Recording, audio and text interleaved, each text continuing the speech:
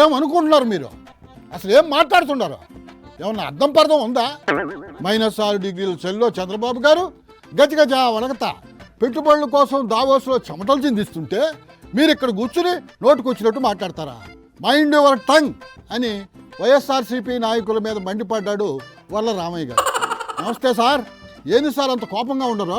రాబోయే రోజుల్లో భారతదేశంలో ఆంధ్రప్రదేశాన్ని అగ్రస్థానంలో ఉంచాలన్న తపన నారా చంద్రబాబు నాయుడు గారు. ఆ విషయం వాళ్ళకి అర్థం కావడం లేదు సార్. లోకేష్ బాబు గారు కూడా తనకున్న శక్తియుక్తులన్నీ, తనకున్న జ్ఞానం మొత్తాన్ని కూడా అక్కడ పెట్టి పెట్టుబడులు తీసుకురావడానికి పడుతున్న తపన అభినందనీయం, వర్ణనాతీతం అని చెప్పి కూడా నేను తెలియజేస్తున్నాను. అబ్బా, మీరు చెప్తుంటే ఎంత కన్నపేయంగా ఉంది సార్.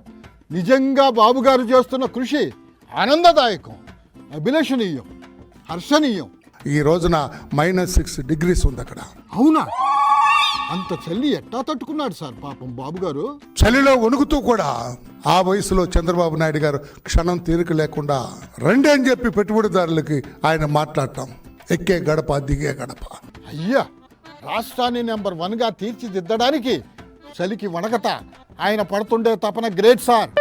ఇంతకీ పెట్టుబడిదారులు ఎవరన్నా బాబు గారిని కలిశారా సార్? ఆయన కలవటానికి అంతమంది పెట్టుబడిదారులు పరుగులు తీశారు. ఉరా, ఆయన కలవడానికి పరిగెత్తా వచ్చారా? Bill gates, I very happy to see you mister సిబిఎన్జి అన్నారు ఆయన. ఏంది? బిల్ గేట్సే పలకరించాడంటే నిజంగా దట్ ఈస్ బాబు గారి సత్తా సార్. చంద్రబాబు నాయుడు గారికి స్వాగతం పలికారు ప్రతి టెంట్ లో కూడా.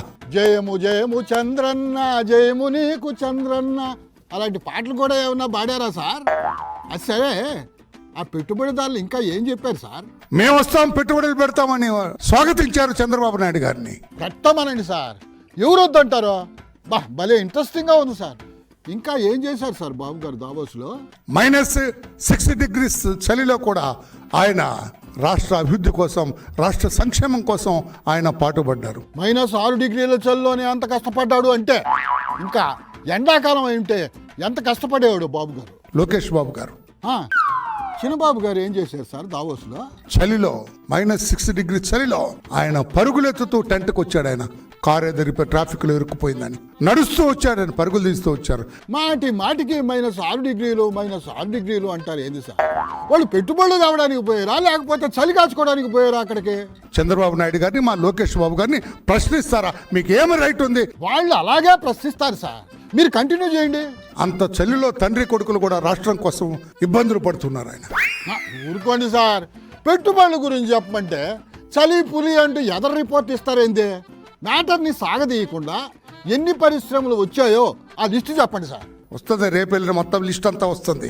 ఓహో, ఇంకా లిస్టు టైప్ చేయలేదా? అది సంగతి.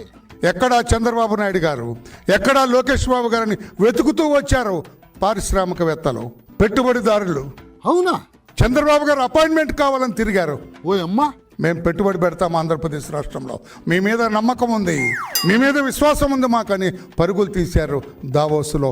ఇంకా నయం, మా పెట్టుబడికి మీరు కానీ ఒప్పుకోకపోతే ఇక్కడి నుంచి అసలు మిమ్మల్ని కదలనీయం అని దారికి అడ్డంగా పడుకున్నారని కూడా చెప్తారు మీరు. అయినా గుమ్మడికాయలు దొంగంటే భుజాలు దౌడుకున్నట్టుగా మీరెందుకు సార్ అలా కవర్ చేస్తూ ఉండరు? ఎందుకు నేను చెబుతున్నా అంటే, వాడు ఇష్టం వచ్చినట్టుగా వాగుతున్నా అనకూడదు కానీ వాగుతున్నారు వాళ్ళు. ఏమంటున్నారు సార్ వాళ్ళు? ఏం లేదు, అక్కడ ఊరికి వెళ్ళారు, తండ్రి కొడుకులు ఊరికి వెళ్ళారు అని చెప్పి మాట్లాడుతున్నారు. అసలు అక్కడ ఏమీ లేదు, అంతా డొల్లా. లోకేష్ని ప్రమోట్ చేయడానికి మాత్రమే వెళ్ళారు అని అంటున్నారు సార్. నిజమేనా సార్? కాదు, రాష్ట్ర సంక్షేమం కోసం వెళ్ళారు అక్కడ. అట్టా అయితే ఎన్ని పెట్టుబడులు తీసుకొచ్చారో అది చెప్పండి ముందు. ఇవన్నీ వస్తాయి సార్ బయటకు వన్ డే. ఎన్ని ఎంఓయూలు కుదిరాయో అదైనా చెప్పండి సార్. ఎంఓయూలు కూర్చుంది అప్పుడప్పుడే రావండి, అది దానికి ఒక ప్లాన్ పడుతుంది, ఇది అవుతుంది. అసలు ఒక్క ఎంఓయూ అన్నా కుదిరిందా లేదా? చాలా నంబర్ ఆఫ్ ఎంఓయూస్ జరిగినాయి, నాట్ ఓన్లీ 1 or 2. ఎవరు చెప్పారు సార్ మీకు? మనకి పేపర్లోనే వచ్చినాయి, చాలా వరకు జరిగినాయి అని. మన పేపర్లు అంటే ఎల్లో మీడియానే కదా. బొంకరా పోలిగా అంటే మా ఊరి ఆవాలు తాటికాయలు అంతా అన్నాడంట. వాళ్ళేమో అటు చెప్పేస్తుంటారు, కొంతమంది ఏమో నమ్మేస్తుంటారు.